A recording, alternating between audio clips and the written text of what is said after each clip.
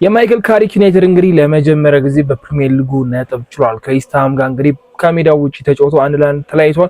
ይህ ጨዋታ እንግዲህ ዩናይትዶች አንድ ነጥብ ሲበዛባቸውም ይመስላል። ምክንያቱም የተቆጠረበት ጎሉ 95ኛው ከ11ኛው ሰከንድ ላይ ቤንጃሚን ሲስኮ እንግዲህ ባስቆጠራት ጎል ዩናይትድ አቻ መውጣት ይቻለውና ጨዋታውን ስንመለከተው ዩናይትድ ከሌሎቹ ጨዋታዎች በጣም ደካማ የነበረበት ማይክል ካሪክ ትንሽ ደከም ብሎ ያየውበትና የቀያሪ አለመፍጠን ዋጋ አስከፍሎታል ብዬ አስባለሁና ዩናይትዶች ቢያንስ ደረጃቸውን አስጠብቀዋል። አራተኛ ደረጃ ላይ አሁንም ተቀምጧል። አቻ ባይሆኑ ኖሮ በቼልሲ ይበለጡ ነበር። እስኪ ስለ ጨዋታው የተወሰነ ሀሳቦችን እናንሳ።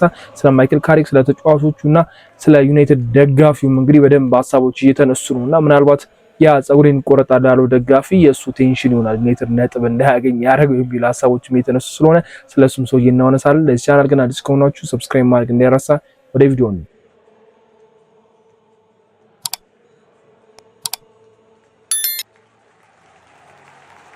2026 ከገባ በኋላ እንግዲህ ጥሩ የሚባል ግስጋሴ የለንም። እስካሁን ድረስ ምንም አይነት ሽንፈት አልገጠመንም። ሽንፈት ሊገጥመን ብሎ እንግዲህ ዌስትሃም ላይ በቤንጃሚን ሲስኮ አማካኝነት ጎል አስቆጥረን እንግዲህ ነጥብ ተጋርተን መውጣት ይችላል። ያቺ ነጥብ እኛን ቶፕ 4 ውስጥ እንድንቆይ ያደረገች ነበርና እስከ 95ኛው ደቂቃ እስከ 11ኛው ሰከንድ ድረስ እንግዲህ 5ኛ ደረጃ ላይ ተቀምጠን ነበር። ቼልሲ በልጦን ነበር። በጎል ስለሚበልጠን ብቻ በነጥብ እኩል ሆነን ነበር።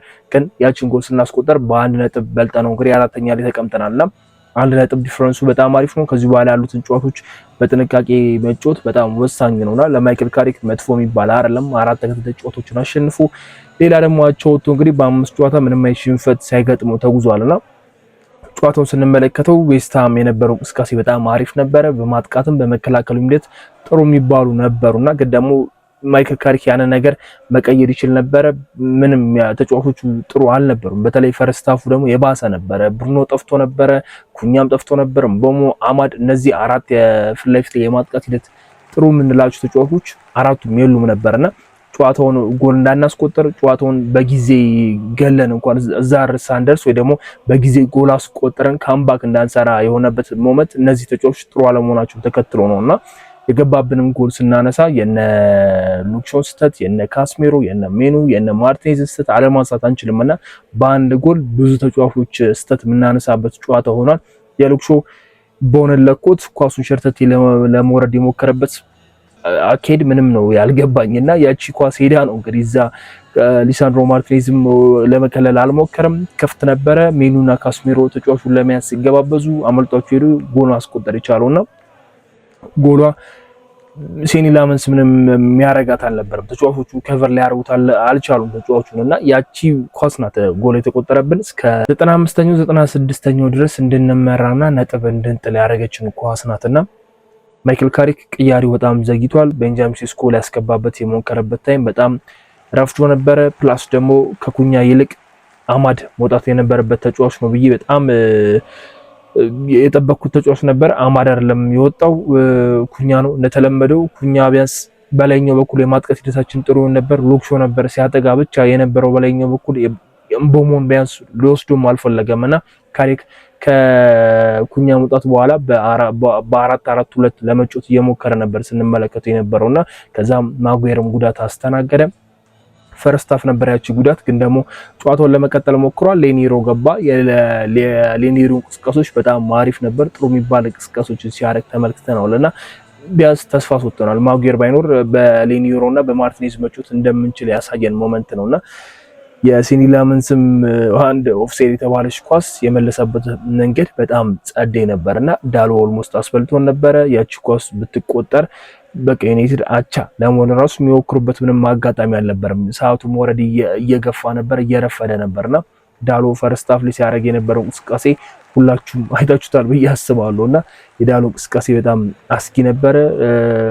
ማጉዌር ፋውል ሊሰራበት የሚችልበት አጋጣሚ እዛው ፔናልቲ ቦክስ ውስጥ ፔናልቲ ሊያሰጥ የሚችል ፋውሎችን ሊሰራበት የሚችልበት ሞመንቶችን እየፈጠረበት ነበር። ኳስ ለተገቢው ተጫዋች እያቀበለም አልነበረምና ማጉዌር የተጎዳበትም አንደኛው ሪዝን የዳሎ ኳስን አሳጥሮ መስጠት ወይ ደግሞ ኳስን መሳሳቱ ነውና ዳሎ እንቅስቃሴ ለምን የዛን ያህል ሰዓት መቆየት እንዳስፈለገው አላቅምና ዋንቢሳካን ስንመለከተውና ዳሎን ስንመለከተው ያለው ልዩነት በጣም የሚያቃጥለው። እንዴት ነው ዳሎን እዛ ቡድን ውስጥ ቆይተን ዋንቢሳካን እየሸጥ ነው የሚለው ነገር ጥያቄ ነው የፈጥረውና ዋንቢሳካ የጨዋታው ምርጥ ነበር ለኔ ብዬ መናገር እችላለሁ። የሉክሾን የመጀመሪያ አጋጣሚ ዩናይትዶች ጨዋታውን ቀለል ብለው እንዲጫወቱ ወይ ደግሞ አላረው ኮንፊደንስ እንዲሰማቸው የሚያረጋቸውን የሴት ፒስ ኳስ የሚያስቆጥሩበት ነበር። ባለፈው የብራይን ምቤሞን አይተን ነበር። የሜኑና የብሩኖ ጥምረት የምቤሞ ፊኒሺንግ ምናምን ተመልክተን ነበር።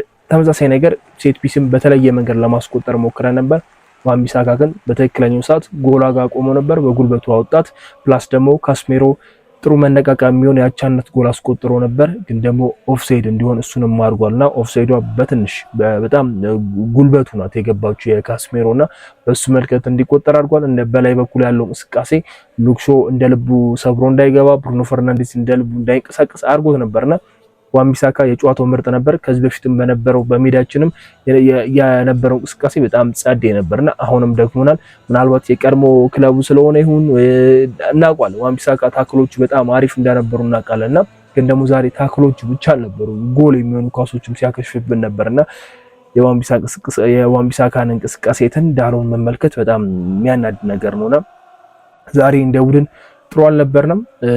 አንድ ነጥቡ በቃ ታግለንም ቢሆን ይዘን ወጥተናል። ቤንጃሚን ሴስኮ ዩናይትድን እንዲያሸንፍ እያደረገ ነው፣ ዩናይትድን እንዳይሸነፍ እያደረገ ነው። ባለፈው በፉላሙ ጨዋታ ላይ ሶስተኛ ጎል ማስቆጠር ቻለ። አሁን ደግሞ በዌስትሃሙ ጨዋታ ላይ ደግሞ ዩናይትድ እንዳይሸነፍ አደረገና ምናልባት ባለፈው የእንትኑን ጨዋታ ስናወራ ነበር አይደል? 2-2 ያለቀውን የቶተንሃም ጨዋታ ስናወራ ነበር። እንዴት ያንን ኳስ ይስታል? ብሩኖ ፈርናንዴዝ ራሱ መሬት ላይ ወርቆበት ነበርና እንደዚህ ትላልቅ ሞመንቶች ላይ ደግሞ እንደዚህ አይነት ወሳኝ ጎሎችን ያገባሉ። ፊኒሺንጉ በጣም ጸዴ ነውና ያችን ኳስ ወደዛ ወደ ጎል መቆየር በጣም ጸዴ ነበር። ሌላ ሁለተኛው ጎል የሚያስቆጥርበትም አጋጣሚ ተፈጥሮ ነበር። አማድ ግን ልክ አልነበረም፣ በበቃ 100% ልክ አልነበረምና ያችን ኳስ ለተገቢው ሴስኮ ማቀበል አቃተው። ዋንቢሳካ በድጋሚ ከሴስኮ አጠገብ ነበር፣ ኳሷን ሸለጣትና ቢያንስ ወይ ራሱ ቢሞክረው ይሻል ነበር። ቀደም ብሎ ተጫዋቾቹ ሳይበዙ ዛጋ ሴስኩም ሳይያዝ ማቀበል የሚችልበት ሞመንት ነበር፣ ግን ኳሱን በተገቢ መልኩ አለቀቀም። ሴስኮ ጋር አልደረሰችም። ሌላ ካምባክ ልንሰራበት ማንችልበት አጋጣሚ ተፈጠረና ለኔ ለካሪክ መጥፎ ነው ብዬ አላስብም። ከአምስት ጨዋታ ጥሩ የሚባል ግስጋሴ ላይ ያለ ነው። እንደ ቡድንም በ2026 ከገባ በኋላ አልተሸነፍንም። 9 ጨዋታዎች አልፎናል ሽንፈት ከገጠሙን።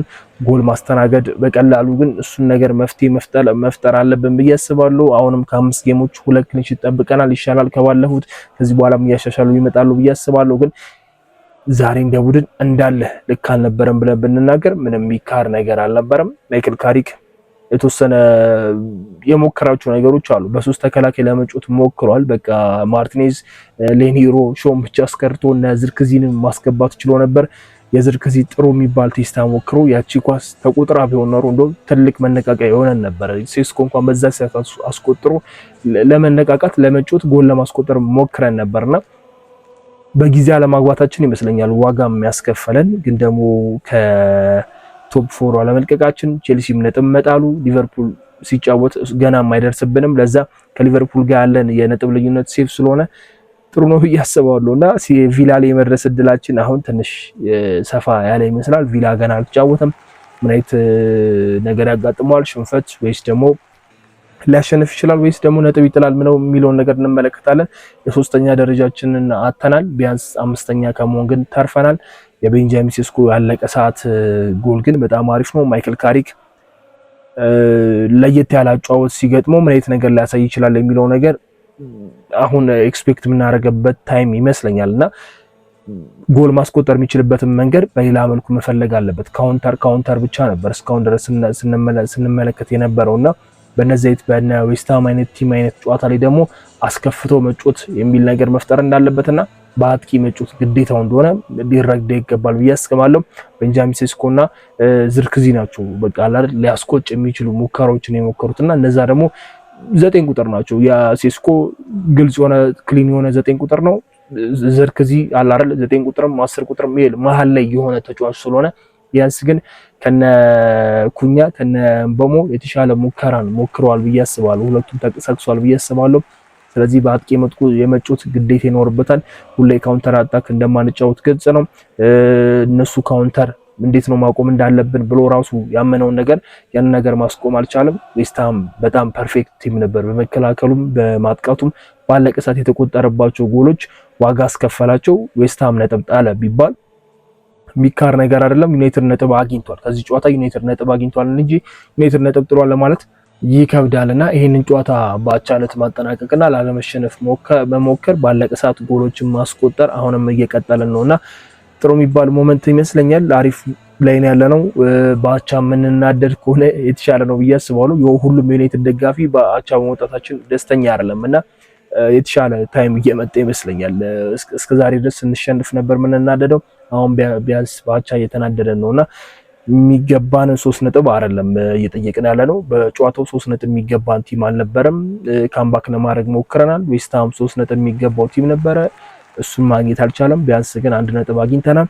ያኛው የፀጉሬን ይቆረጣሉ ያለው ሰውዬ ግን ከብዙ የዩናይትድ ደጋፊዎች ጥላቻን እያፈራ ይመስለኛል። አሁን ላይ ዩናይትድ እነዛን 4 ቲሞች ያሸነፈበት መንገድና ዌስትሃም ጋር የተጫወተበት ጨዋታ አንድ አይደለም። ያ ሰውዬ ፀጉሩ እንደሚቆረጥ በጣም ኤክስፔክት አድርጎ ነበረ። ለሱ ብዙ የገቢ ምንጭ እየፈጠረለት ይገኛልና ከነ ፒኬ ጋር ማስታወቂያም እየሰራ ይገኛል። ብዙ ኮሜርሻሎች እየመጡለት ይገኛሉ። ኦልሬዲ ፌም ሆኗል። ብዙ ሰዎች እሱን አውቀውታል። ፖፑላር ሆኗል። ዓለም ላይ ታዋቂ ነው። የነ ዩናይትድ እና የዌስትሃምን ጨዋታ ብዙ ሰው የተመለከተው ጨዋታው ያጓጓል ብሎ ሳይሆን ይሄ ሰውዬ ፀጉሩን ይቆረጣል አይቆረጥም ነው። እነ ፋብሪዞ ታዋቂ ጋዜጠኞች እንኳን ኖ ሄርከት ብሎ ነው በቃ እየለጠፉበትና ዩናይትድ ነጥብ መጣለው አይደለም እያሳሰባቸው ያለው ዩናይትድ ደረጃውን ሊያሻሽልበት የሚችለውን ፖይንት ማግኘት መቻሉ አይደለም እየገረማቸው ያለውና የዚህ ሰውዬ ፀጉር መቆረጥ አለመቆረጥ ብዙ ነገሮችን አፌክት እያደረገና ነገሮች ወደሱና ወደሱ ብቻ እያደረጉ ይመስለኛልና እየተወራ አልነበረም። ሲቲ ላይ፣ አርሰናል ምናምን፣ ፉልሃም ላይ፣ ቶተንሃም ላይ ኤሶ እየተነሳ አልነበረምና የዌስትሃሙ ጨዋታ የመጨረሻ ቀን ላይ ግን ስሙን በደንብ ሰማ ነው። እሱም ሲሽከረከር ነበረ፣ ስትሪም ሲያደርግ ነበርና የዚህ ሰውዬ ጉዳይ ራሱ ሌላ በጣም ስራ ነው ነበርና የዚህ ሰውዬ ፀጉሩን ተቆርጦ የሚገላግለን አይነት ሜትር ነው የምፈልገውና የሱ ቋጠሮ የሱ ፍላጎት ፀጉሩን መቆረጥ ዓለም በሙላ ደግሞ እሱ ላይ ለመሳቅ የተለያዩ የክለብ ደጋፊዎች እሱ ላይ ሙር ለመያዝ ሲሞክሩ ያለው እይታ ተጫዋቾቹም ላይ የተወሰነ ቴንሽን ይፈጥራል ብዬ አስባለሁ። ማይክል ካሪክ ፕሬስ ኮንፈረንስ ላይ ተጠይቆን ብሩኖ ፈርናንዴዝ ከጨዋታው ከቶተንሃም ጨዋታ በኋላ ኢንተርቪው ተደርጓል ምናምን እና ሴሊናም እንደተጠየቁ ነገራቸዋለሁና እያንዳንዳቸው ጋር እየገባ ነው። ሶሻል ሚዲያ የሚጠቀሙ ሰዎች ናቸው። ስለዚህ ስለዛ ነገር ይሰማሉ። ተመልሶ ጭንቀት ነው የሚሆነባቸውና ይህ ሰውዬ እንደ አንድ የቲም ችግር እያዩት ነው። አንደኛ የዩናይትድ ችግር እሱ ነው ብዬ ራሱ እስከማምን እየደረስኩ ነውና መጥፎ የሚባል ውጤት አይደለም እስካሁን እየተመዘገብን ያለ ነው። አሁንም ቢሆን አላማቸው ሻምፒዮንስ ሊግ መመለስ ነበር። በዚህ አመት 4ኛ ደረጃ ላይ ተቀምጠናል። ከቼልሲ ጋር የሚኖረን ፉክክር በጣም ተጠባቂ ነው የሚሆነው። 5ኛ ደረጃም ለሻምፒዮንስ ሊግ በጣም በቂ እንደሆነ እናውቃለን። ምክንያቱም አሪፍ የሆነ የእንግሊዝ ሊጎች አሪፍ ስለሆኑ ሻምፒዮንስ ሊግ ላይ ጥሩ ፖይንት እየሰበሰቡ ስለሆኑ አንድ ተጨማሪ ቡድን እንደሚጠራ እናውቃለንና 5ኛ ቦታም እንግዲህ ለሻምፒዮንስ ሊግ ቦታ እንደሆነ እናውቃለን። ግን ደግሞ ያለችዋን የ1 ነጥብ ጋፕ አስጠብቀን ለመውጣት መሞከር፣ ቼልሲን ደግሞ በስታንፎርድ ብሪጅ ስናገኘው ለማሸነፍ መሞከር፣ እሱ ላይ ነጥብ ላይ መያዝ መሞከር በጣም የተሻለ ነው ብዬ አስባለሁ። ማይክል ካሪክ ቀጣዮቹን ጌሞች ያሸንፋል ብዬ ተስፋ አደርጋለሁ። እስቲ የተሰማችሁ ኮሜንት ላይ ያሳውቁኝ። እስካሁን ድረስ በሰውየው ነው እንጂ እየተናደድኩት ያለሁት ዩናይትድ በአቻ በመውጣቱ ነጥብ በመጣሉ ብቻ አይደለም። ሰውየው ለምንድን ነው እዚህ ነገር ውስጥ የከተተው የሚለው ነገር ነው ንዴት እየፈጠረብኝ ያለውና በመጨረሻ ማይክል ካሪክ ነጥብ ጥሎን እስቲ በደንብ እናወራበታለን። ምን ሊፈጠር ይችላል ከዚህ በኋላ ያሉ ጨዋታዎች ላይ ተመሳሳይ ነገር እናያለን ወይስ ደግሞ የአሸናፊነቱ ስሜት ይመጣል የሚለው ነገር እንመለከታለን። በሚቀጥለው ቪዲዮ እስከምንገናኝ መቻችሁ ቻው።